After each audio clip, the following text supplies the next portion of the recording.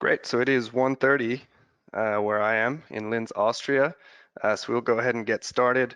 I see more people are joining every minute, but so far at this conference with the virtual setting, we've been in a bit of a time crunch with every session. So I want to give our speakers as much time as possible, and you out there, the audience, as much time as possible to ask questions of them.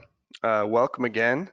This is Focus Group 3 at EMP-E 2020, where we're discussing consumer and citizen engagement. The first thing I'm obligated to tell you is that this is being recorded for your information. And the second thing is that we are operating with participation from the Slido platform, which I'm sure you're all familiar with now, but please open up your web browser, go to slido.com and type in the code citizen, and you will come into our Slido panel for today. You can leave ideas for us and comments. You can leave questions for the speakers. We'll have a moderated panel with the last half hour of today's session. And then we can also have a post-session survey that we'll go over at the very end as well. So our session for today has 4 presentations, each about 10 to 15 minutes. And then, as I said, 30 minutes at the end for a moderated panel led by Diana Susser from the Sentinel Project.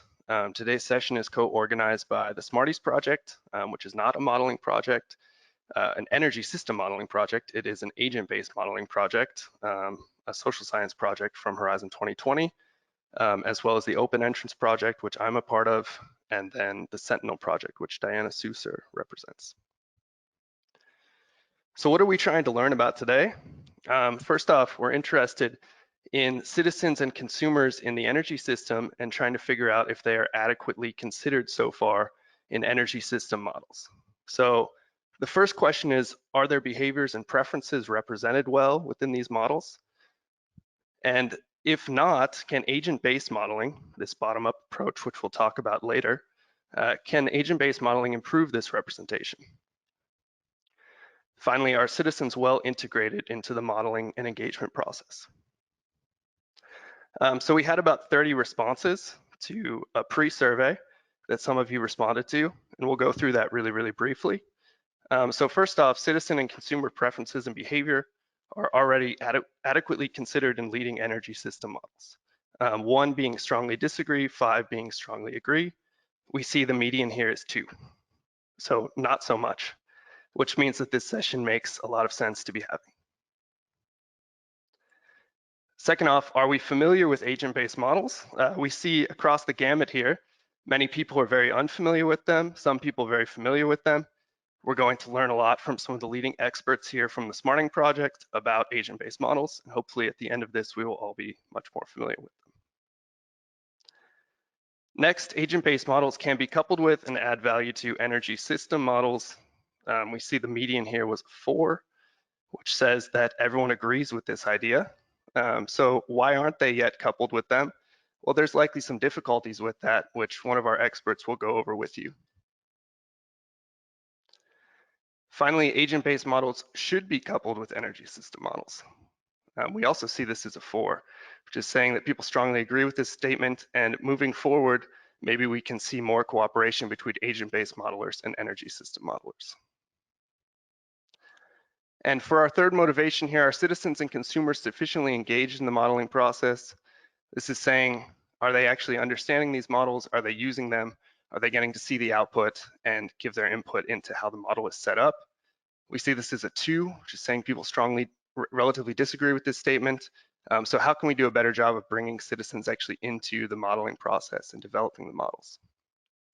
Again, before I go on, I'd like to invite you to go to slido.com, enter the code citizen to have a chance to engage with our speakers moving forward.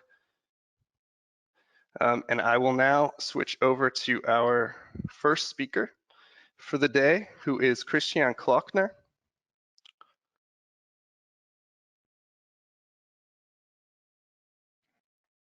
Welcome, Christian, thank you. Professor Christian Clockner is a full professor in environmental psychology at NTNU in Trondheim. He is a leading voice in the application of psychology insights into applied energy problems. especially in relation to the participation of citizens in the energy transition, and he coordinates the Horizon 2020 project Echo, Smarties, and Enchant. Christian, we're very happy to have your insights today, and the floor is yours for the next 10 minutes. Yes, thank you. Could you please switch to the first slide?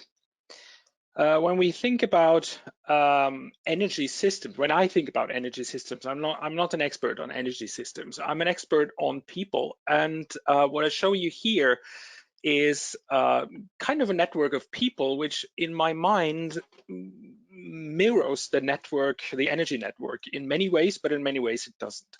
So the first question I asked myself when I was invited to give this presentation is, which roles do citizens have in the energy system? Which, next slide, please. Which are many. So usually when you think about citizens and their role in the energy system, it used to be that they were customers in the energy system. So they were buying something from the big producers, and this is energy. And that means, of course, that they are energy users. They use the electricity for their daily practices, for what they do during their everyday life. But they have also become energy producers. Some of them have solar panels on their roof, others have invested in wind energy production and so on. So there are many ways of how consumers also are energy producers, or in the future maybe also storing energy in their electric vehicles, for example. But what we also know is that citizens are interest groups and pressure groups. They are against or for different types of energy production or energy lines and whatever has to do with the energy system. So they can form quite powerful groups that interfere with the transition of the energy system, or that can foster the transition of the energy system. Sometimes citizens are also innovators, and that's what the Smarties project is all about, namely trying to find out under which conditions citizens engage in energy and energy system innovations. And that could be local things like new ways of producing energy, new ways of distributing energy, new ways of organizing mobility, and so on. And there's a last one missing, please click one more time. And that is that citizens, of course, also are voters. And as that, they also have quite an impact on how the future of the energy systems will look like. Next slide, please. When we, in the ECHOS project, a couple of years ago, went through the energy policies that have to do with energy systems, we tried to find out what kind of assumptions do policymakers have about how citizens work? So how do citizens function? And what we found was that the overwhelming focus in policy is on 2 points. One is we need to give citizens economic incentives to behave in the way that brings forward the energy system, or we need to give them information. If they don't behave like we want them to behave, it's probably because they don't know better. And then there's a little bit of other things like a status quo bias, so people like to keep things as they are, convenience, social influence, emotional reactions, trust and transparency, and all of those come in a little bit, but usually those two are strongly dominating. And this, next slide please, is in a strong contrast to what we else in the ECHOS project found are the impacts on people's energy choices. So on the individual level, on the level of people, we found that people are steered by their intentions, but also by routines and habits. So they keep doing what they have been doing before. They are affected, of course, by objective constraints, but even more so by subjective constraints, so how they experience how difficult, for example, it is to change the energy provider. It's not so much the objective difficulty, it's the subjective difficulty that decides how people behave.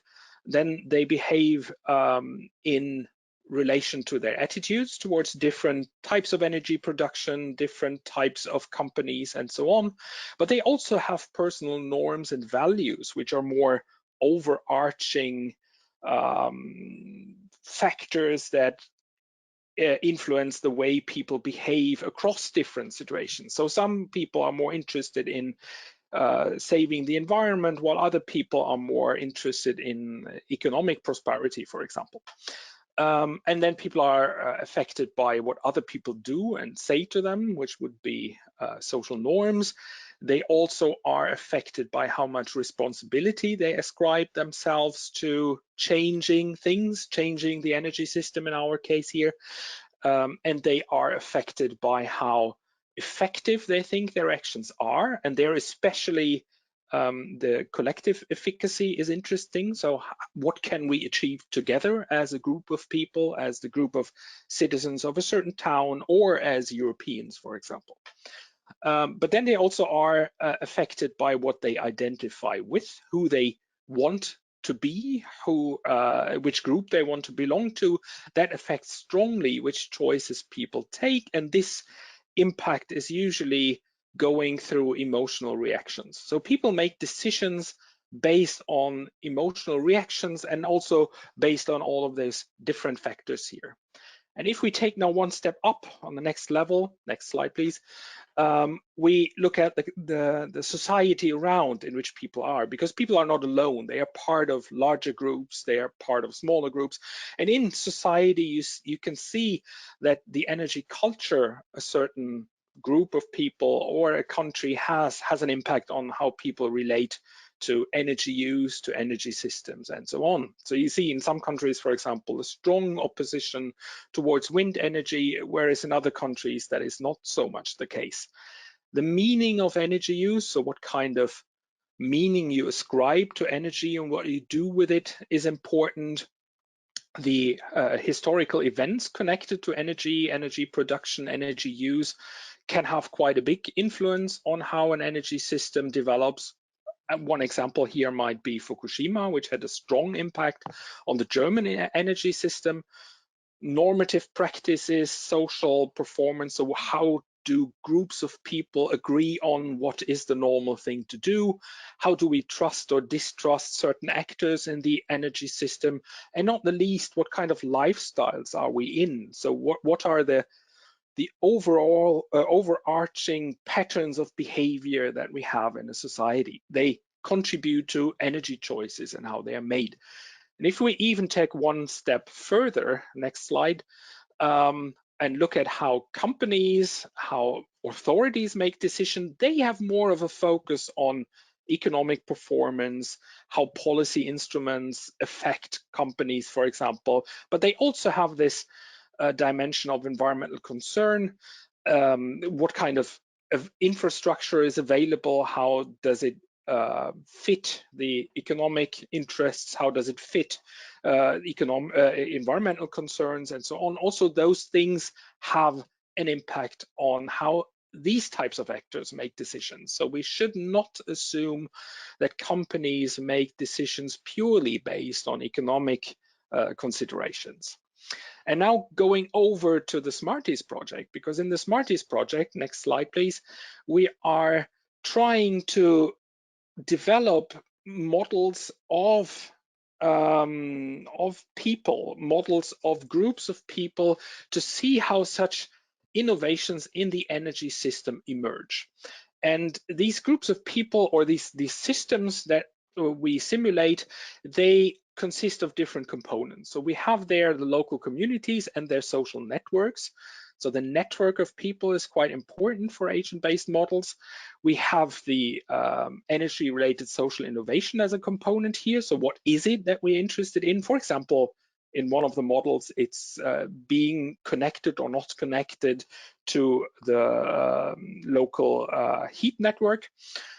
We have organizations here like the local municipality, for example, but also electricity providers, media companies, and so on, that all have their part in this local system. And these systems behave in response to policy scenarios. So what policymakers put as frameworks around them. And then there are some contextual drivers. For example, if we look at models around mobility, then of course the geography of the local community would have an impact here. Next slide, please.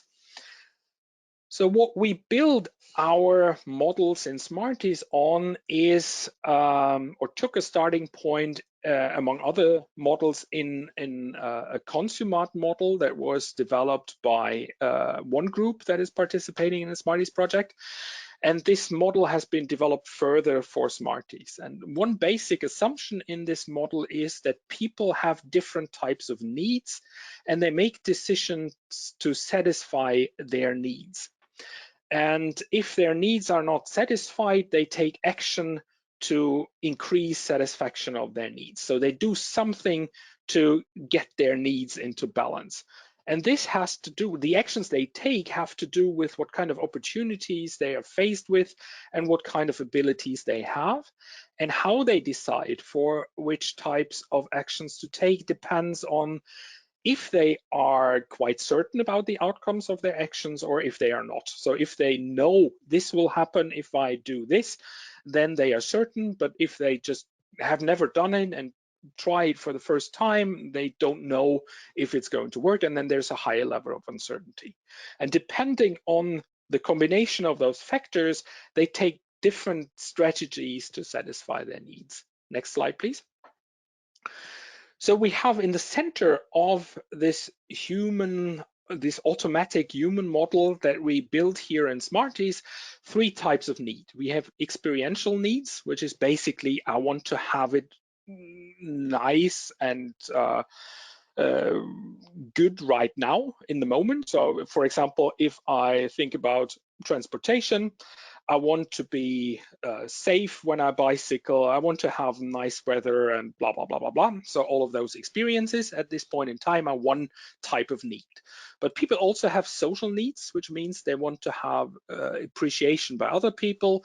They want to not be socially sanctioned. So that would be the second type of needs. And then they have values, which are already tapped into earlier, which are like the very basic principles in life they have. So if they think I am a person for whom the environment is important, then the value of environmental protection will need to be satisfied when people make energy decisions.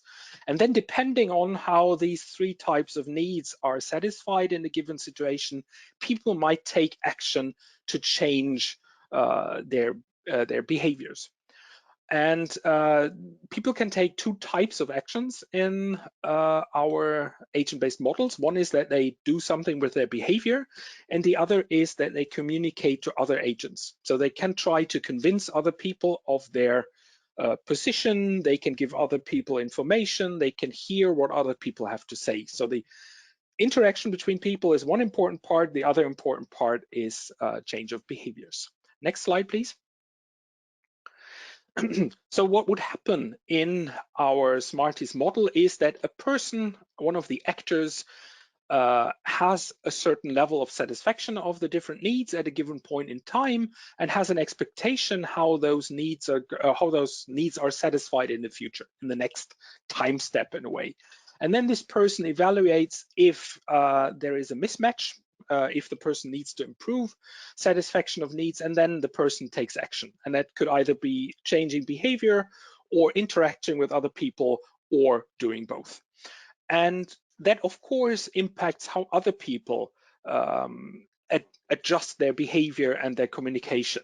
So if one person communicates to others that, well, it's not really in line with my values to take the car every day, and this person communicates to other people in the network, then maybe they change also their values, or they get reminded that it's also not in line with their values. So this should give you a very, very brief idea of how we think in Smarties that people make decisions. It's of course also only a snapshot of all the different factors that we identified in the Echoes project that impact people's decisions, but it's a way of simulating complex decision-making processes in larger groups of people. And in the remaining presentations in this session, you will see some more hands-on examples from the Smarties project, and you will also see a discussion about if these types of models would be suitable for being connected or plugged in a way to energy system models. I think the next slide is my last slide. Yes, so I thank you for listening, and I hope you enjoy the remaining presentations. Fantastic. Thank you, Professor Clockner. I think that was a really great overview of the social science and psychological science side of how people are making decisions in the energy system. We will jump in with our next presenter, Hannes Gaschning. Before I do that, actually, I would remind you, we see we're at about 40 attendees now. For those of you that just arrived, we do have a Slido site open. Go to slido.com, type in the code CITIZEN, and you can send questions or ideas to us and our presenters today. So without further ado, Dr. Hannes Gaschnig, he's an environmental scientist and research associate in the Energy Transition Dynamics Group at the Institute of Advanced Sustainability Studies in Potsdam, Germany. As a part of the EU project Sentinel, he supports developing an open model platform for the European energy transition. Dr. Gaschning, thank you for joining us. For the next 10 minutes, the floor is yours. Yeah, thanks, Jet, for the introduction, and hi, everyone in the audience.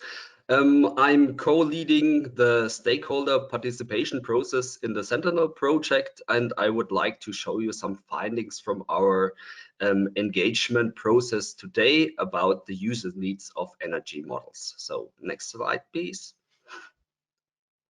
So our main question in our work package 1 is what are the specific demands on future energy models by specific stakeholder groups to inform their decision-making process. And here we investigated needs from policymakers, energy industry representatives, including plant and grid operators, people from civil society organizations, and also from the scientific community, so meaning modelists. And we think that this is important to really look into their needs because the literature says, and we also strongly believe, that models that are designed around users and their needs have a higher legitimacy, and they are much more likely to be used in the decision process and fit much better for purpose.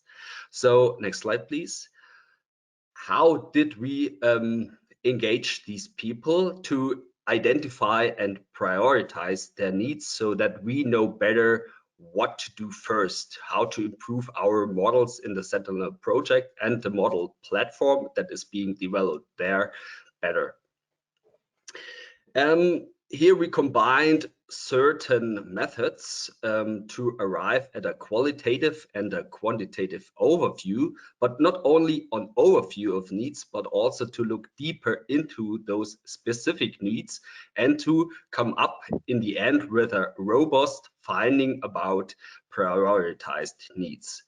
And here we combined a comparative literature review, a bunch of interviews on the European and national levels in Europe. Then we developed an online survey that was informed by those first 2 steps, but also with input from the Sentinel Consortium and our partners. And last week we had a stakeholder workshop where a lot of participants from all those stakeholder groups participated. And from these last 2 steps, we have now different rankings of needs, and we are now going to compare them to really come up with a robust finding. So let's look a bit into these preliminary results. Next slide, please. In the literature review, we used the literature review especially to find some need categories, to really cluster the needs together so we know what is important for the people. And here we especially found 4 categories. First of all, what is not surprising is, of course, the model content. So the what should be modeled, meaning what input, throughput, and output parameters are important in the energy system and its transition. Really, looking into all the different dimensions that are somehow out there. The second category is the model design and the data, meaning we are looking in the how should the what be modeled. For instance, what is the optimal degree of complexity? How should models be resolved in time and space? What is the best model type? What characteristics of should the databases have, and so on and so forth. And then we came up with two further categories: the modeling process and the model and model platform outreach and communication. I will not talk about this today because I think the audience today is more interested in these first two categories. So the rest of my presentation will focus on those, some findings of those two. Next slide, please. So for instance, we have asked in our questionnaire, which of the following factors do you think should receive more attention in energy models? And people had the option to choose from a variety of different aspects, tackling all the different dimensions of the energy transition, and they had the option to choose up to 5 of these options, but also they had the possibility to use the other field, which was a free text field, to give their own ideas of what should be modeled more. Next slide, please. And on top of this ranking, we find what is a bit surprising also for me, that the impact on the environment and natural resource use should be modeled better in the coming or the future models.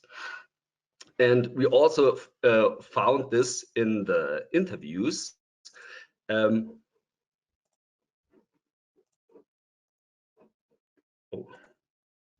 sorry. I'm still there. Oh, sorry, I clicked on the wrong button. Okay, let's go on. So for instance, a Polish policymaker said there's also a lack of such a model that would assess the overall costs for the environment. Or a Swedish consultant said, what are the environmental consequences of a large-scale use of renewables? So really, these are the driving or the urgent questions of stakeholders today. Next slide, please.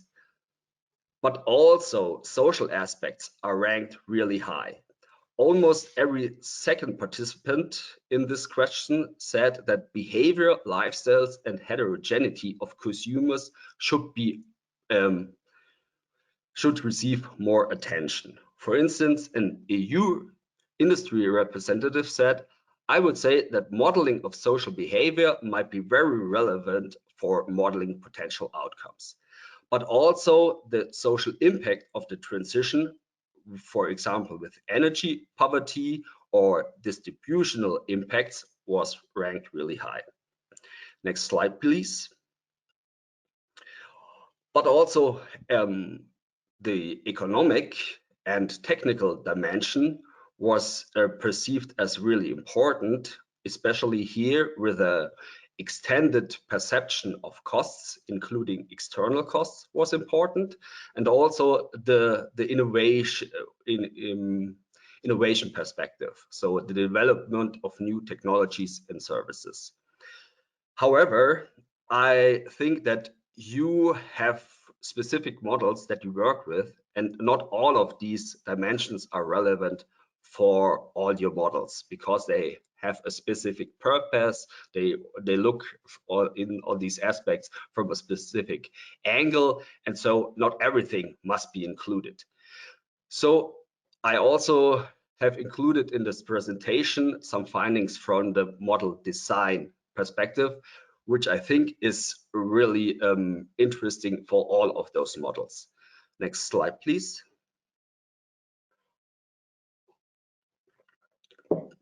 And here we came up with different trade-offs in modeling. On the one hand, we have real goal conflicts. So in which direction should your model be developed?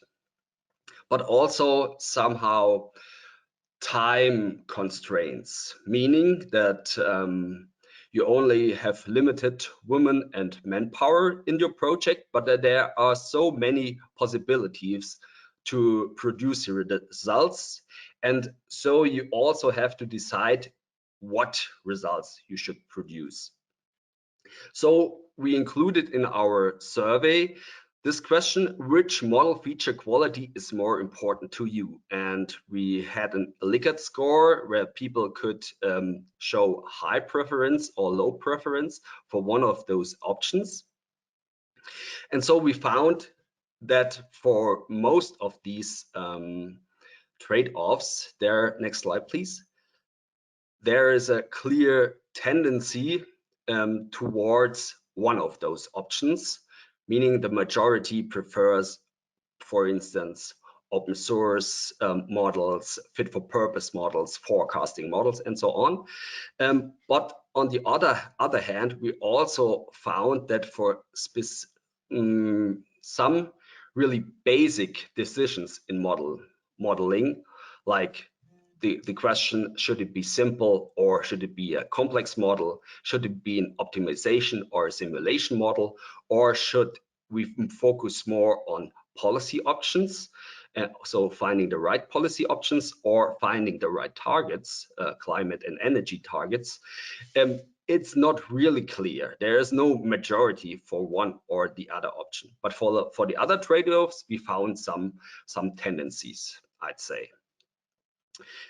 Okay, thanks. Next slide, please.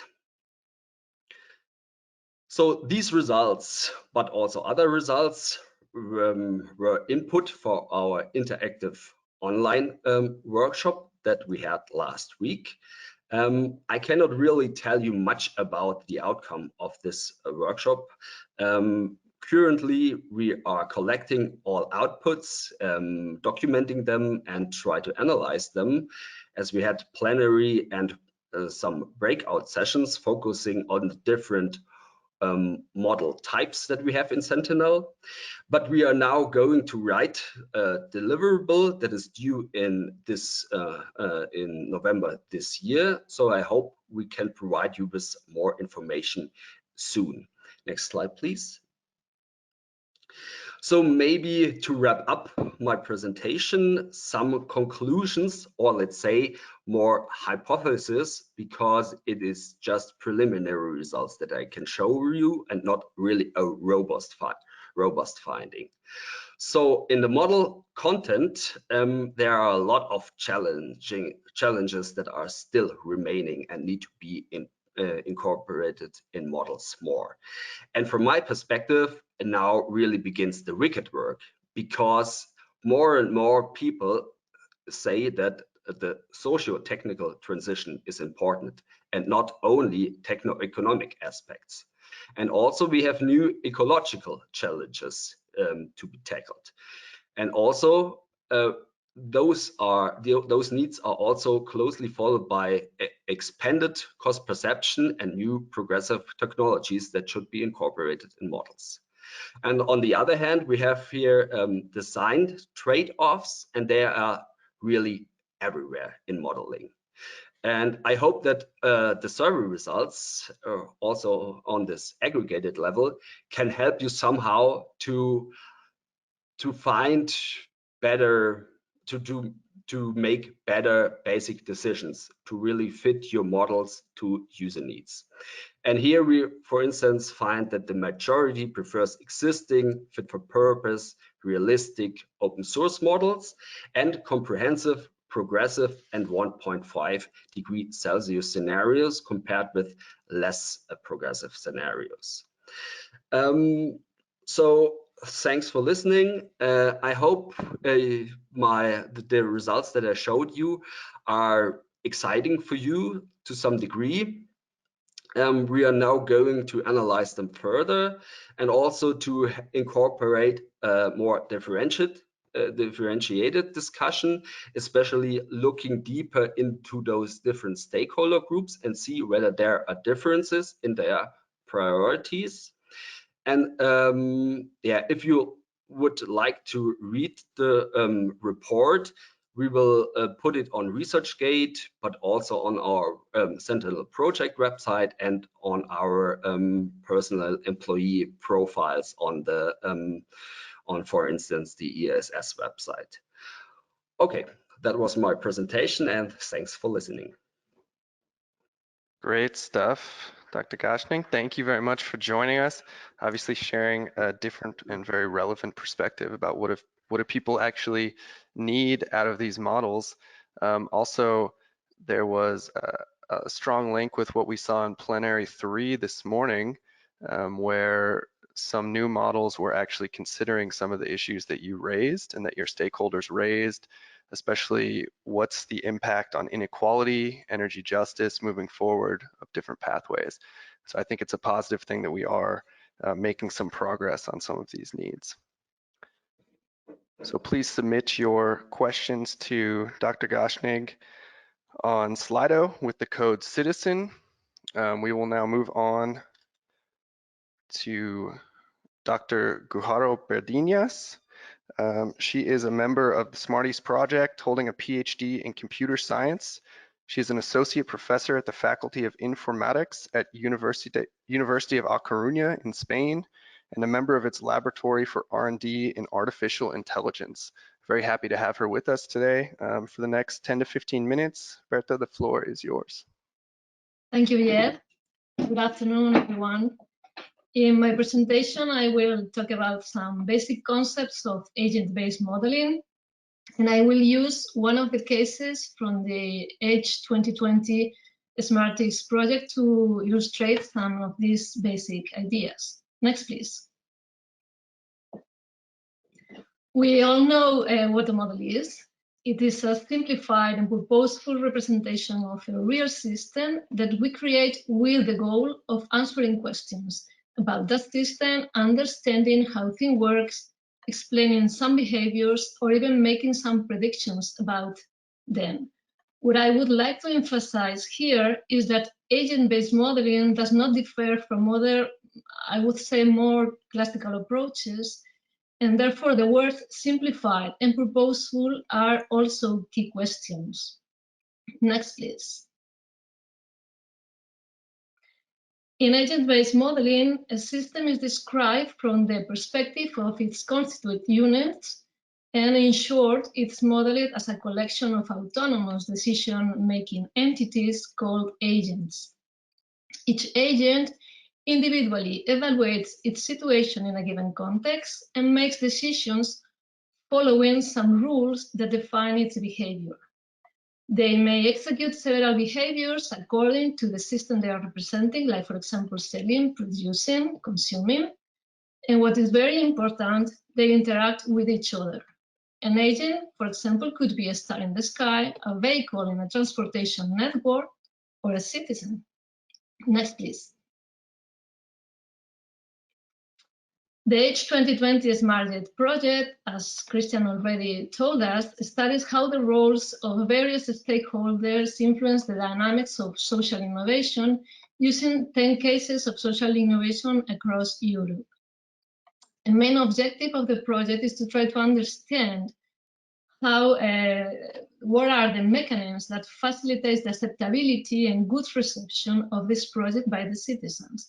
We have, for example, the case of a closure of a park to traffic in Groningen as part of a mobility plan, the case of the Scottish Energy Efficiency Programme to improve the situations in areas with energy poverty in Aberdeen, that my colleague Gary Polhill will present next, or the case of the creation of super blocks in Vitoria in Spain, which is the case that I will use as an example throughout this talk. Next, please. The project of the super blocks of Vitoria tries to reduce the space for cars and recover space on the streets for people. A super block is an area of the city free from passing traffic. It is surrounded by roads where perimeter traffic is allowed, but inside is only allowed in the form of loops, so that the cars that enter are again expelled to the perimeter roads. They also have some other internal restrictions, like the type of parking that is allowed or the speed limit of only 10 kilometers per hour. Next, please. To get a simplified and useful model, it is crucial to have very clear which is the model's purpose, which is the research question that we want to be answered through the model. This question will guide us as modelers, so we can know which details of the real system can be filtered and which cannot. For example, next please. If we want to create a map of London, of the London Underground for an engineer, surely the first map on the slide is the correct one. But if our objective is the user of the Underground, then we must dispense with many details that not only do not provide any useful information, but unnecessarily complicate the use of the model. Establishing the research question is an important task that may seem obvious, but it can be very difficult for a complex system. In fact, in the SMART is worse. Since this question determines the target of our model, it should be step one in its development. Next, please. Going back to Smarties, the question could be understanding citizen acceptance of certain social innovations to study their upscaling and replicability.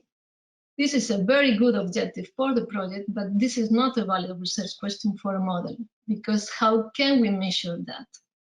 We must be more specific by asking, for example, in the case of Vitoria, what percentage of citizens will be in favor and what percentage will be against superblocks in a given policy scenario.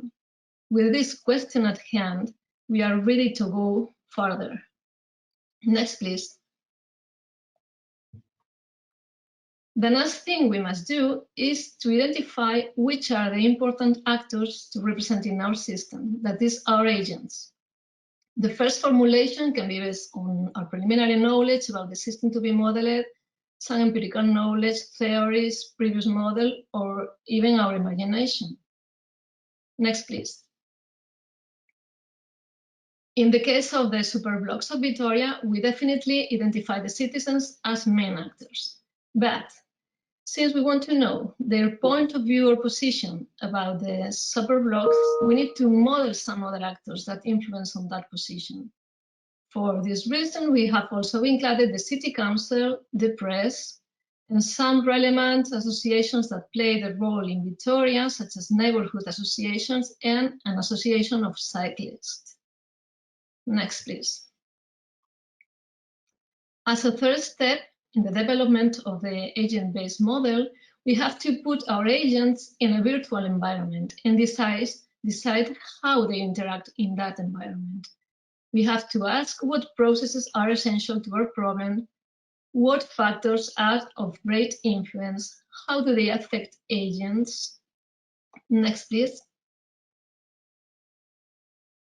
If we turn back to the Vitoria case, as I was saying, we are interested in knowing the position of the citizenry regarding the creation of superblocks.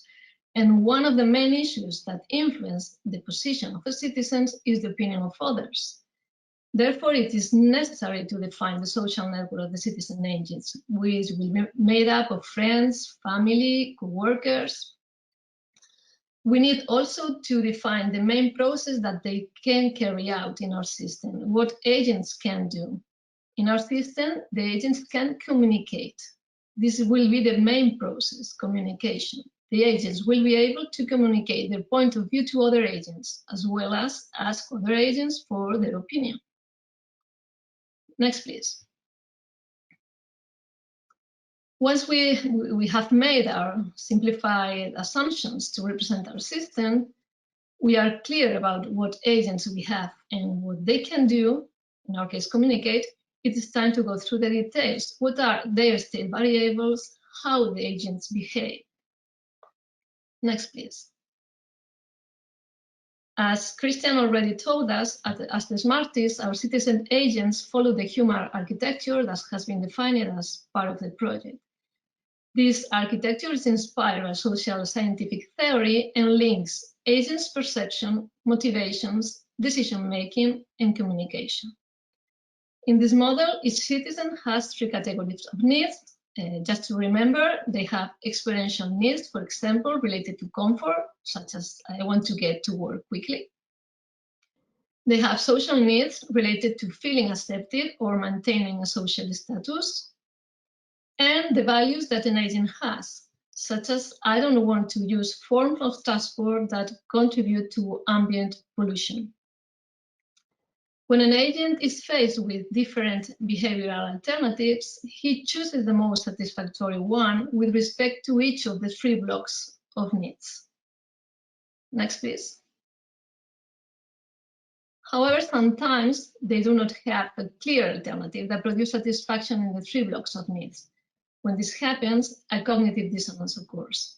It would be the case, for example, when a person does not want to use means of transport that favor environmental pollution, but on the other hand, he wants to get to work quickly, and that leads him to use his own car. When a citizen, an agent citizen, experiences a high cognitive dissonance, it follows some strategies to reduce it. It depends on the needs that is not satisfied.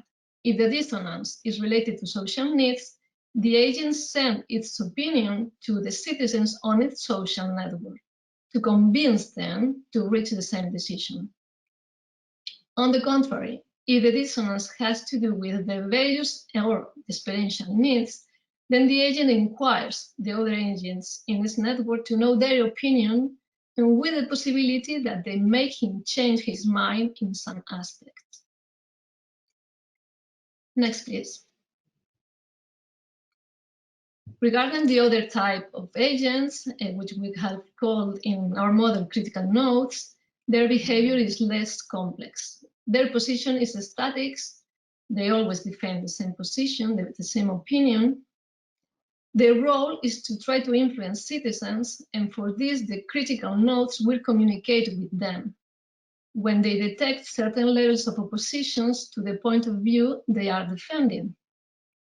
At the end, all this communication to exchange opinion between citizens and also between critical nodes and citizens is what will allow citizens to evolve and change their positions over time. And this evolution is a phenomenon of our interest. Next, please. In developing our model, there are many other details that must be taken into account in order to have a working model. Many issues that I don't have time to address in detail, but that are also very important. For example, one of the issues is how to give values to the variables that intervene in the model, and that we will do it through data collected with surveys, with social demographic data, press reports, etc. Another important issue that we are now working on it is to know what alternative policy scenarios could be defined, which are the parameters that define the different policies.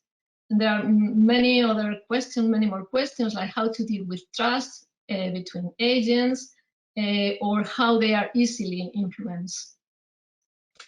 Finally, some of these variables of the model will be parameters that the user of the model can vary in order to experiment with different realities that in turn could lead to different citizenry behaviors.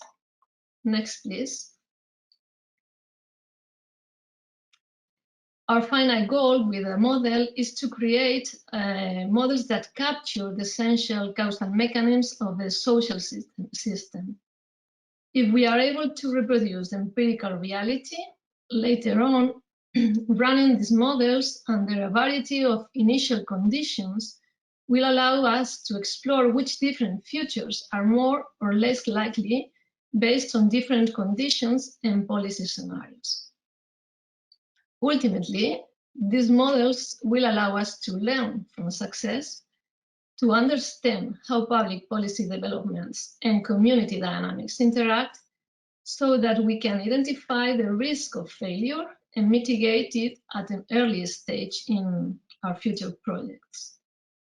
Next, please. If you want to learn something more about the Smarties project, you can visit the website or our Twitter. or you can also write me an email. Thank you. Thank you, Professor Bardinas. I thought that was a really fantastic distillation of an agent-based model and how you go about developing it. We will jump right into our next presentation, just going a bit more into the nuts and bolts of agent-based models. Please, for these two presenters, if you have questions for them, go to slido.com with the code CITIZEN. You can leave us questions, with which some people have already done. And for the next 15 minutes, Dr. Paul Hill, I will hand to you after a short introduction. Gary has been working in agent-based modeling since 1997 in land use, energy, and crop research. He's a project leader at the James Hutton Institute, and he has worked on many agent-based models in the past decade, including as president of the European Social Simulation Association. Please, Dr. Paul Hill, the floor is yours. Thanks, Jed. Okay, next slide. So I was asked to talk in general about linking, or the potential for linking some of these agent-based models that Berta Guijarro-Bardinas just described. And my starting point would be to make some general observations on linking models together. So firstly, in the ideal world, we're thinking about the linked whole model that we're trying to create.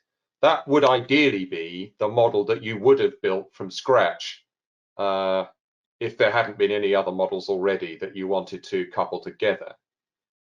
That's the ideal, but it, I guess, rarely is the case. There would always be bits of functionality you need to add or take away in order to get what you want. But what's absolutely critical, what cannot be ignored, is that the linked whole model must be consistent. Everything that goes on in that model must be non-contradictory. And models have so many components and parts and ideas that drive them. And there are various ways in which that cannot be the case. The most obvious one is that the same things must happen at the same place in the same time. So you mustn't have contradictory events going on in the model. Ideally, it's not actually necessary, but if it's not the case, then a lot of work is needed. You need to have compatible spatial, temporal, and organizational scales. You also need a similar level of abstraction. So going back to the example in the previous presentation of the London Underground, you know, if we have a level of abstraction that corresponds to, let's say, the simplified map, and we want to couple that with another model, but let's say for some reason, I mean, it doesn't make any sense, but let's say we were trying to couple it in a kind of metaphorical sense with the Paris metro. A very, very detailed map of the Paris metro with every track marked, every power line would be an issue. Another thing that I think often receives rather less attention, partly because I think we rarely find ourselves in the time to reflect on it, is that underpinning theories bringing the model together should not be diametrically opposed.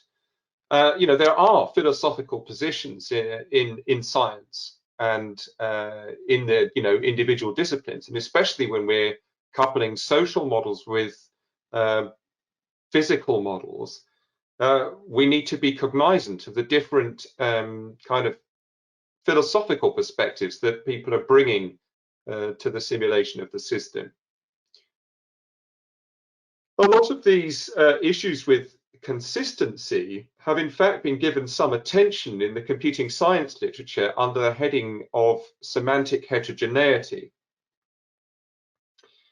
These often arise from trying to automate the process of bringing employee databases together as companies merge and split off and all this sort of thing. And it has been clear that a number of conflicts in the way in which data and concepts and ideas are represented are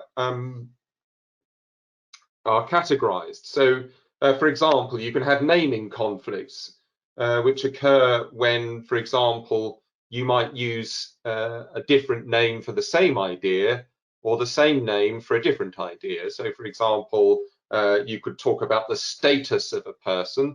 You might mean the marital status, or you might mean the employment status.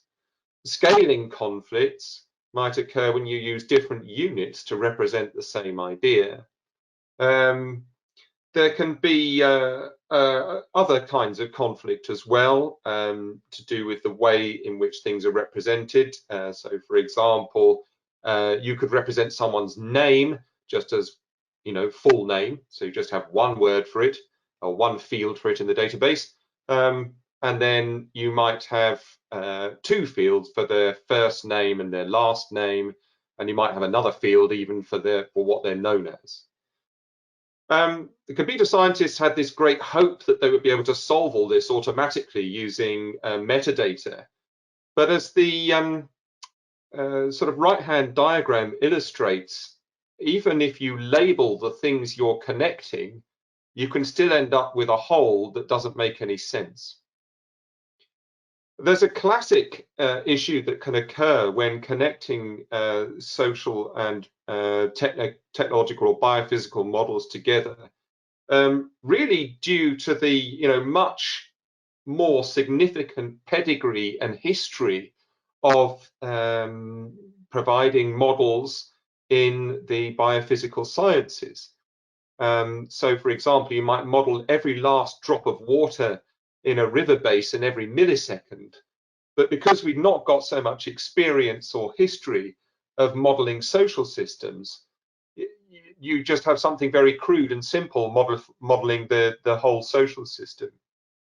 Voinoff and Shugart have an article in Environmental Modeling and Software with the wonderful word integronsters in the title, which is a concatenation of integrative and monsters. And a bull in the china shop metaphor is what they use to illustrate this concern. Next slide, please. I wanted to emphasize just how important openness is, and it was interesting to see from Professor Gashnick's presentation that this was, there was non-uniformity, shall we say, in opinion about openness. When linking models together, if we treat them as black boxes, there are issues that can occur. And I'm going to give you an illustration from my own work. I developed a model called Fearless, which simulated farmers making choices about what crops to plant and trying to stay in business as the climate and economic conditions affecting how well they did changed. So I could produce a map of land use in an area, and then my managers were very excited about the idea of feeding this into another model called CAMEL, which simulated phosphorus flow through the landscape. Phosphorus is a highly soluble chemical that's used to fertilize fields, but it has some very interesting dynamics in that it can sort of build up in the soil, and then when there's a heavy rainfall, suddenly all wash out into the water streams and create algal blooms. So it's an important environmental problem. And the idea was that I would send CAMEL a map of land use. CAMEL would tell me the phosphorus runoff, and then I would use a government incentive agent in Fearless to try and incentivize the farmers to manage their land in ways that reduced the chance of these environmental consequences. Now, we didn't talk to each other very much for various organizational and interpersonal reasons. And I'm afraid the result was a little bit concerning. We both had to have a crop model inside our models, and we hadn't told each other about it. my colleague developing the camel model needed to have a crop model because a critical part of the flow of water through a landscape is something called evapotranspiration, which is where water is sucked up out of the soil through the plant and evaporates from the leaves of the plant. And because his model operated at a very fine time scale, he used a daily climate time series to simulate that. In Fearless, I just needed to know what the yield was at harvest, and the prime determinants of that are a kind of yearly climate time series that tell you what the length of the growing season and the length of the harvest season are. These are the chief determinants of yield. Now, if we hadn't told each other about this, I mean, unfortunately, after we developed the models together, we wouldn't know. And there is nothing stopping a bumper harvest and a massive crop failure happening in the coupled whole at the same time. And so I want to emphasize this point that we cannot really scientifically link black box and proprietary models. Next slide, please. Thinking about other areas where agent-based models might clash with models, agent-based models typically take a complex systems perspective where we have heterogeneous interacting agents and out of equilibrium dynamics. So if your model assumes equilibrium, then we need to talk about how we're going to finesse that when we couple them together. We can have, we usually or typically, that we don't have to have, heuristic and cognitively or psychologically plausible decision-making algorithms, such as HUMAT described earlier. Again, if your model assumes or needs to assume that humans are rational and optimize their decisions, then we need to have a conversation. Agent-based models are spatially and temporally explicit. We need to know what happens where and when. If your model covers a whole system and doesn't break it down, again, that might be an issue. Models are also non-deterministic. They often have stochasticity in them, and that can affect their dynamics. And again, that can affect your ability to couple with other people. We also have discrete populations and time and place, and discontinuities in algorithms used, for example, with rules where we use if then else kind of statements to decide what happens. And this can be an issue coupling with differential equation models if you need a sort of differentiable surface to try and optimize them. Next slide, please.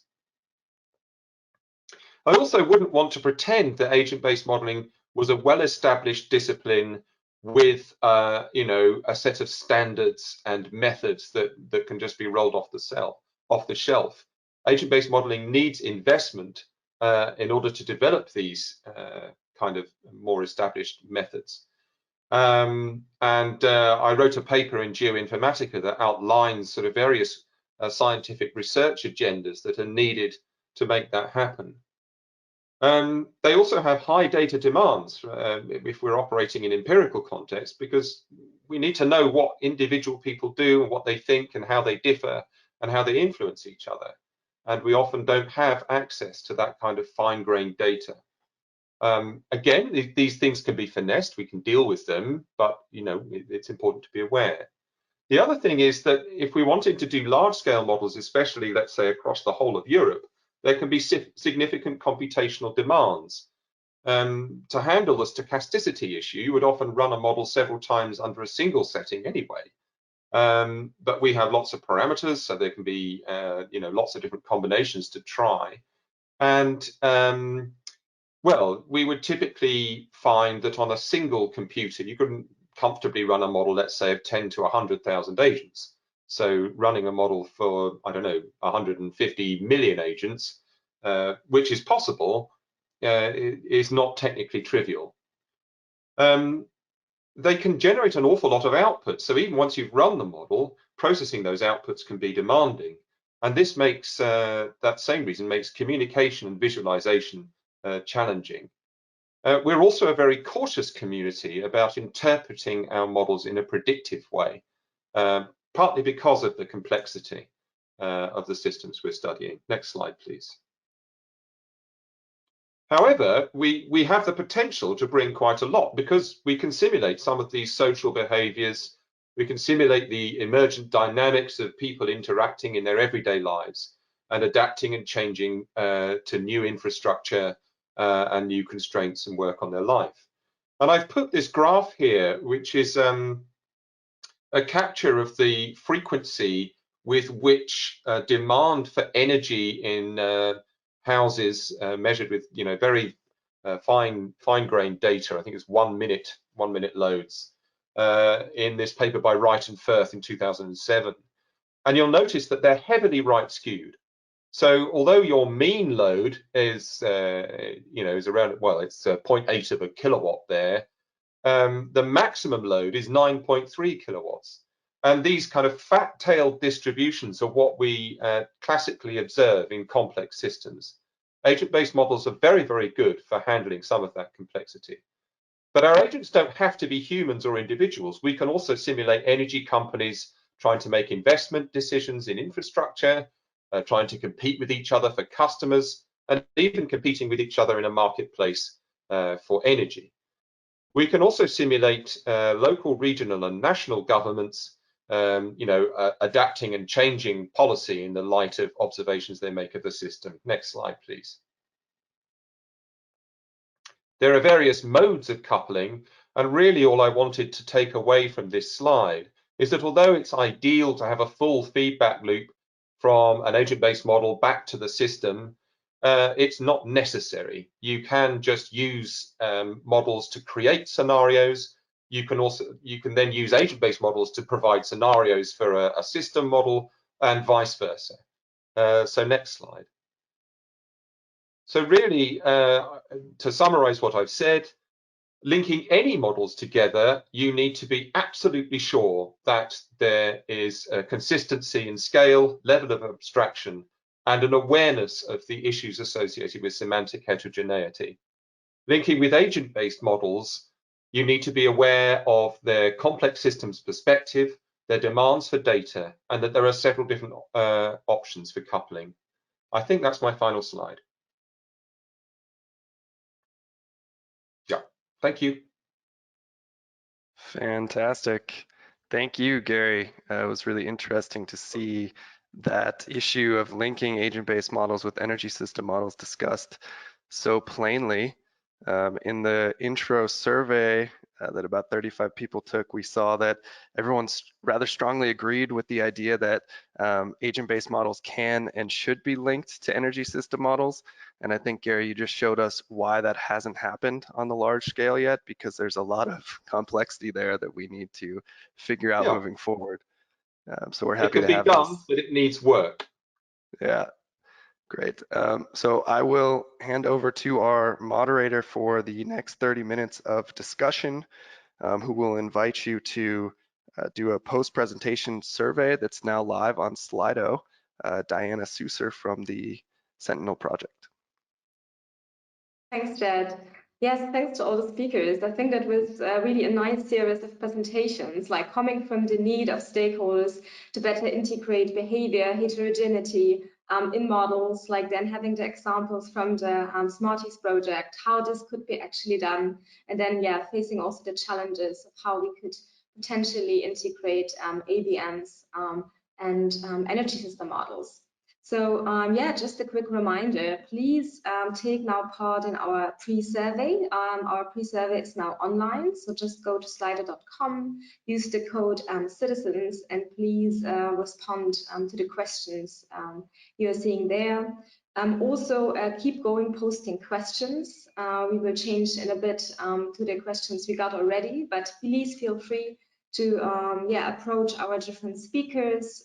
Please also ask other questions related to the survey if you want. And yes, so that's, I think, what we're going to do now in the next 20 minutes, 25 minutes. So maybe let's just have a look what kind of questions we got for our speakers. Jeff, would you be so kind? Yes, let me see if I can do that. Here we go. Perfect. Actually, and maybe if we want to have a panel environment, maybe everyone can turn on. Does it work? Yeah. So, okay, we got only 3 questions so far, so please keep asking questions.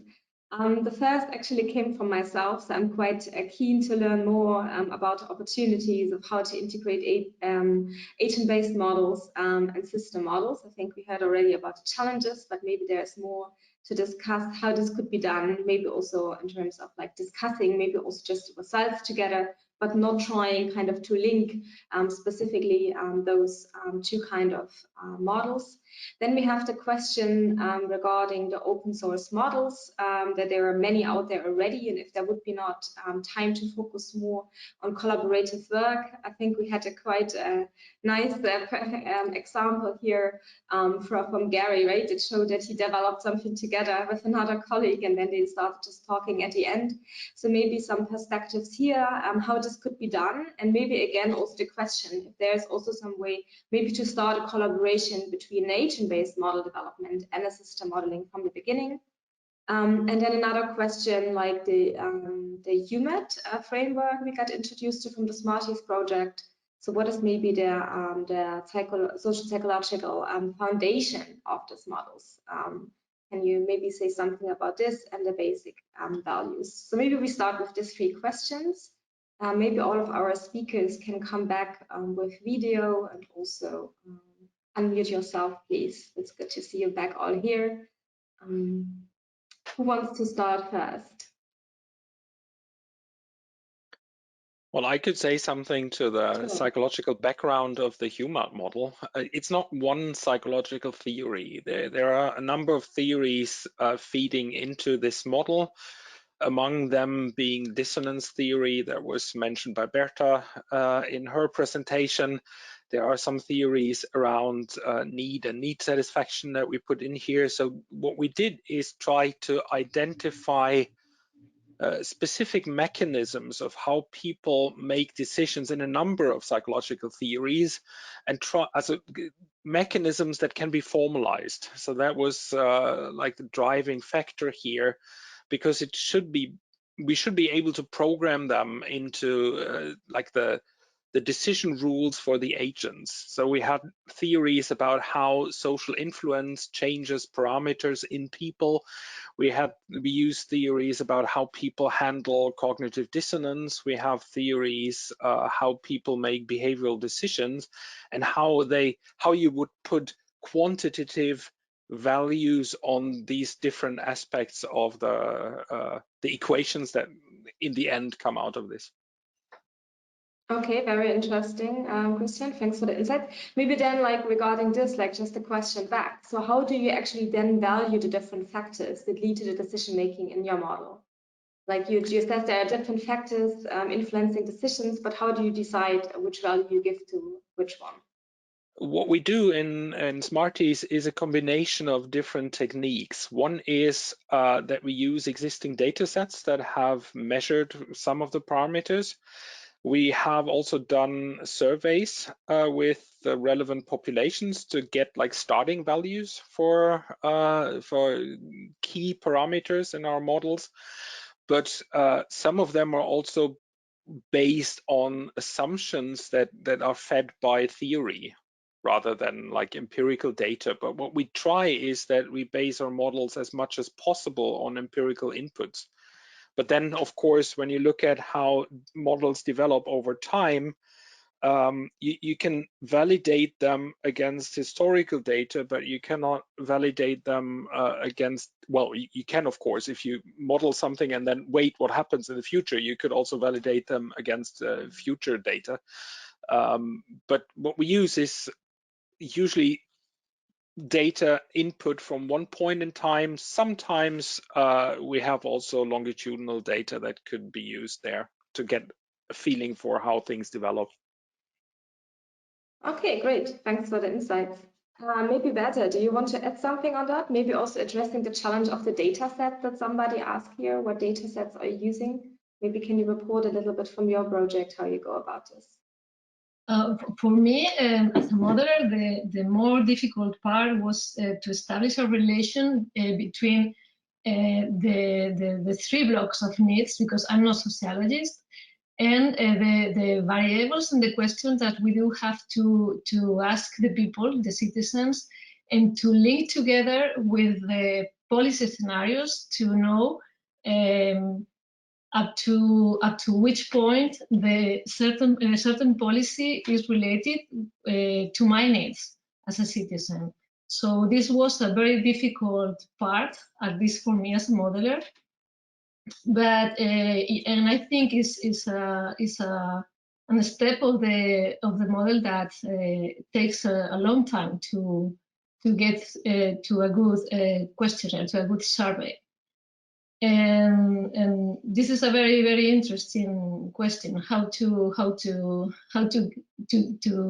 give values to these needs. Okay, thank you. Hannes, Gary, do you want to add something from your side?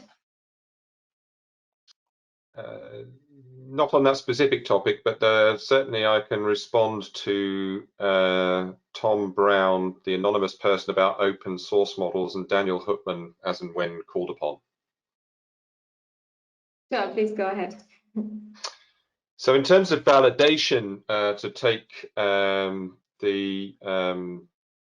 take that question first, there is a lot of work on validation of agent-based models. One of the problems actually is that most of the techniques for validation are designed around traditional or more established, shall we say, modeling approaches, and so are chiefly quantitative.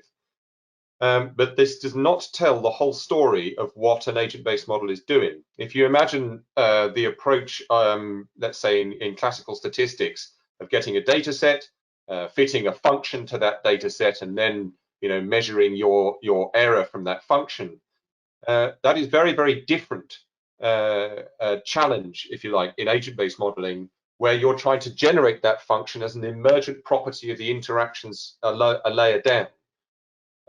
And in other words, to kind of do justice to what agent-based model is doing, you not only need to look at quantitative validation of the whole system, which does go on, but you also need to sort of validate the ontology, validate the structure of the model, what goes on in it. And that's often done through sort of expert processes and more qualitative methods. We are still, I think, not at a point of having standardized set of methods for sort of, shall we say, I would describe it as developing confidence in what the model says for various different purposes. So I think, I mean, it's an important question, but a lot of work is done on it. I just don't think we've finished that work yet. In terms of the open source models out there already, and whether it's time to focus on collaborative work now, for me, the models that are out there already, I'm actually involved in a meeting going on today about Open Modeling Foundation, the formation of this. It's an American-led initiative from the National Science Foundation. And this question of model reuse is very difficult, especially in social systems. If you think about it, the way we conceptualize and describe social systems, however much we may try to be objective about things, there are cultural, social, linguistic factors that determine what we prioritize, the way we conceptualize things, and how we might represent them. And so this means that actually it's not necessarily appropriate to take a social system model from one place and apply it in another without actually going back in, talking to the key informants in that area, asking yourself whether you really have conceptualized that model in an appropriate way.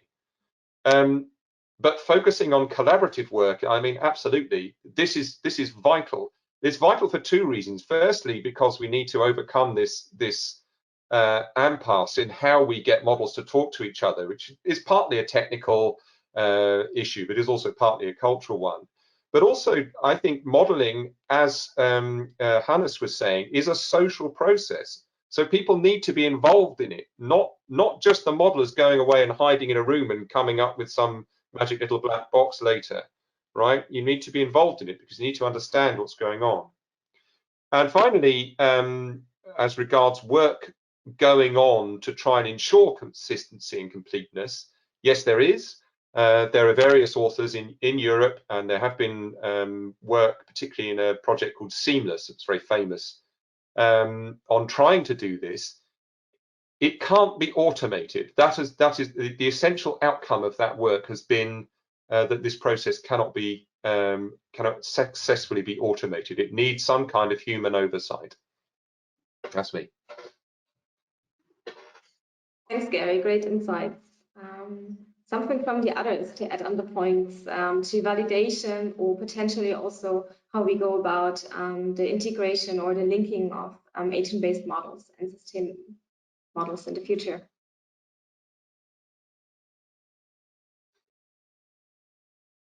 Not specifically, Christian, maybe you want to share more some insights from the Smarties project, how you do this, how you deal with openness there. Is your approach open, and do you think it could be easily also applied in other areas, for example?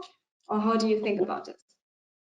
Well, the interesting thing is that in Smarties, we meet the same kind of challenges internally also, because the structure is that we have 5 different case clusters and they have different types of models. And in each case cluster, we have a leading case and a case that is somehow similar for which we develop the models. But we also have a follower case where we try to find out if models that have been developed in one context can be transferred to other contexts without having to start from scratch again. And we don't really have an answer to that yet. So it might be that by the end of the project, we find out, no, it's not possible to do that meaningfully, but maybe we find a way of doing that. So yes, openness. At the moment, we are very open within the Smarties project between the different modeling teams. We have 3 teams working on models at the same time. But of course, the more the models develop, the ambition is also to make both model code, but more importantly, the methodological advances behind open for the community afterwards, so that it can be used on, and that parts of our, like for example, if you think the HUMAT idea is appealing, that it will not be kept a black box. It will be very open what goes in there in all our 10 applications or 15 applications of it. And that should lead then on to that it can be used further and adapted and also validated. And it might be that some people find in the future that some assumptions that we put in are not valid, or at least not in all contexts. So just to follow on from that, I mean, to make it concrete, the James Hutton Institute is modeling, among other things, the case studies in Timisoara and Aberdeen associated with joining a heat network. Now, in Aberdeen, this question of whether you trust people telling you to join a heat network is important, but not as critical as it is in Timisoara, where there have been, some kind of difficult history around the heat network and the way in which it's managed and run. That means that there is a significant trust issue, and so we need to be able to model the dynamics of trust and how we might change it. Something we don't really need to do in Aberdeen. So this means that, whilst in essence the model might be the same, there are, even within this is even before we've gone to a follower case studies, there are small differences from one case to another. Mm-hmm. Thanks for sharing this insight. I think that's definitely a challenge, and also like comes what you say, right? Societies are different, transformation processes in different regions are different. Therefore, we have to be quite sensitive with the transformation or the application from one to another area. But I think that's also one of the reasons why is it also so challenging, right? How to connect it actually to the energy system models that are out there. I mean, we have a lot of other sessions where we talk about this highly complex energy system models that they often neglect kind of the different actors. So the question is, if you look more on the decision making, on the policy making level, what kind of perspectives do you see? How do we need to think agent-based models that I personally really like, because they really bring this bottom-up, emphasis into the whole debate, and how could we better communicate them, work them together with existing energy models. Do you have any perspectives on that, how we should go about it? Well, I feel kind of tempted to answer a little bit, and then I'm sure Gary will kind of disagree afterwards. That's good. Because That's what we want, right? we have these discussions in Smarties all the way. Me not being like a modeler, but rather a psychologist, I was going to Smarties with the assumption that we would, in the end, come out with a sandbox tool where policymakers could go in and switch on and off certain variables and fool around with the model, and then get some ideas how their policies would affect behavior in the future.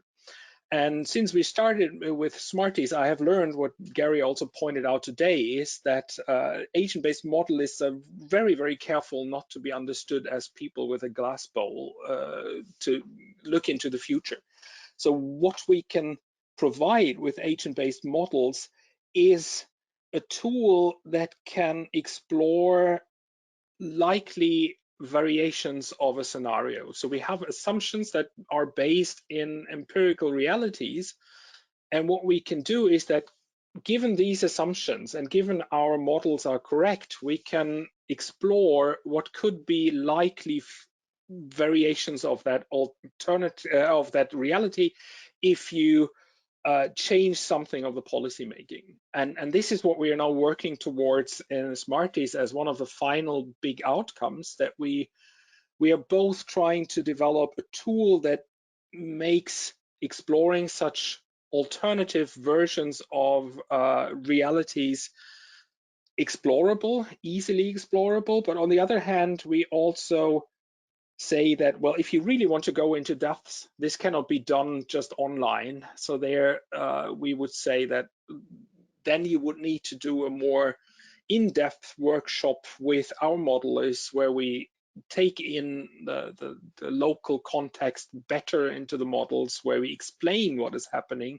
where we explain more what the assumptions are that go in here, to prevent this assumption that this is a perfect tool for predicting the future. And how would you connect that to energy systems models?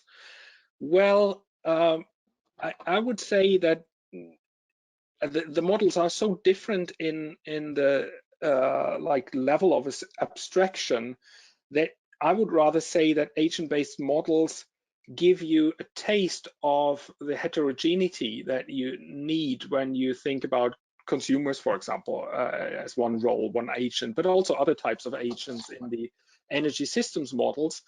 And maybe a first step would be that these models learn to talk to each other in a way where agent-based models give some kind of aggregated scenarios into energy systems models, and the other way around, that energy systems models could help agent-based models to define the context they are operating in more dynamically than they do now. So now agent-based models would basically treat the energy system as an unknown context around that has a certain status.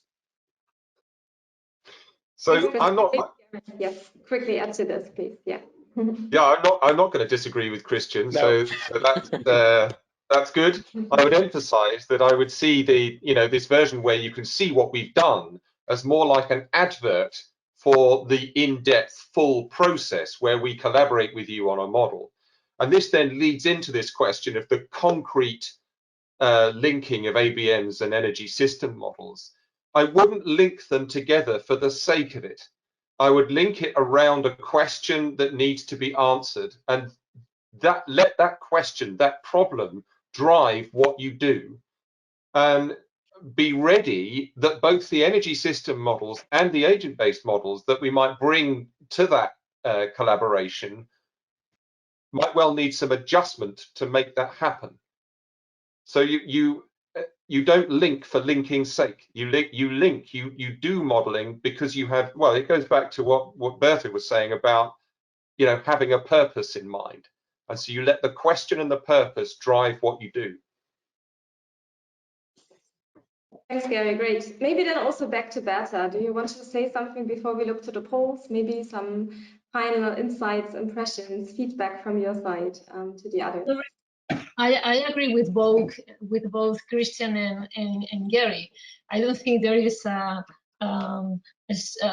line to say what the steps do you have to take to link AVMs and system models. It depends on the question you have to answer, and it depends on as Gary said, on how your model, your agent-based model and your system model does, and how they have to collaborate to answer the question. There is no magic trick to link them. I'm sorry.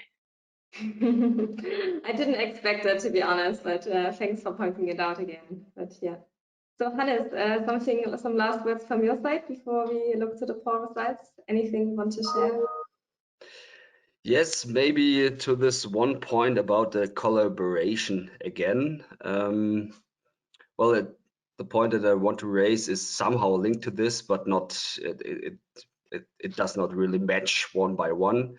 So what our results in these trade-offs showed somehow is that people would like to have less models, but with a large community in these models, so have a lot of expertise and not so much a variety or a large set of quite equivalent models, but a lot of them somewhere out there.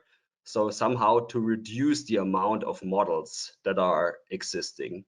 And probably this is much more difficult for this social dimension because it's really, well, you have to fit it to the context of the specific situations, but maybe it's easier for this techno-economic models. So, and I don't know, maybe there are some measures out there that could help to reduce the amount of models and to grow more elaborative model communities, but I don't see it coming. You know, there is still new funding for it. Those people who fund the models do not have the overview. Somehow the guidelines must change. I think this is something that maybe should be emphasized somehow. And also on the last open model conference, one of the keynote speakers said, okay, maybe we should collaborate more in this specific aspect, and I don't know, let some models go somehow. I don't know whether this is a thing that should be discussed more, maybe also in this setting here or somewhere else, but I think it's an important issue, especially when you look on the survey results.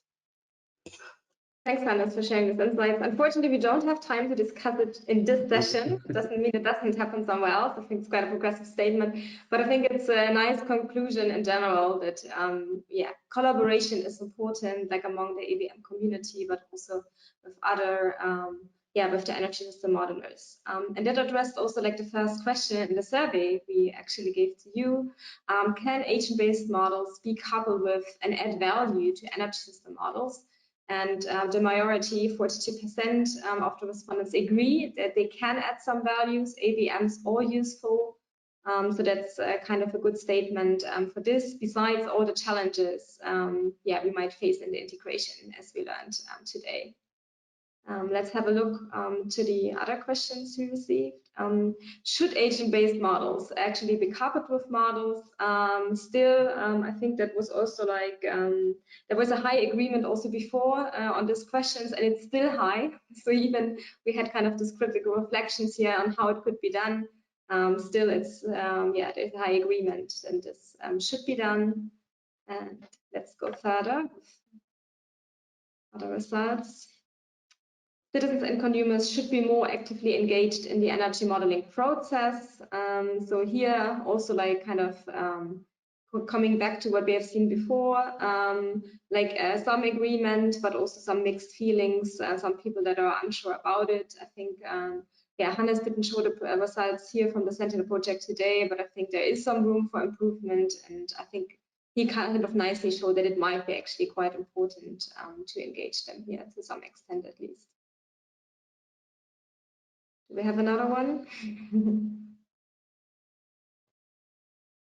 Data availability and or data quality are major roadblocks to better representation of consumer citizen behavior in energy models. I think that's also something we picked up from the morning session. And also here we have like with over 50% a strong agreement that this is a bottleneck. Maybe not only the data availability, but then also the question again, like on how to integrate the social scientific data into energy system models. So maybe giving also some additional value to the agent-based models that exist and yeah, get further developed. Great, I think that's it, no? Do we have another one, Jed, or is it the last one? No, that's it. We are That's it. Perfect. Great. Then a couple minutes over time again. So sorry for that. Yeah, you can close now, please. all right, well, thank you all.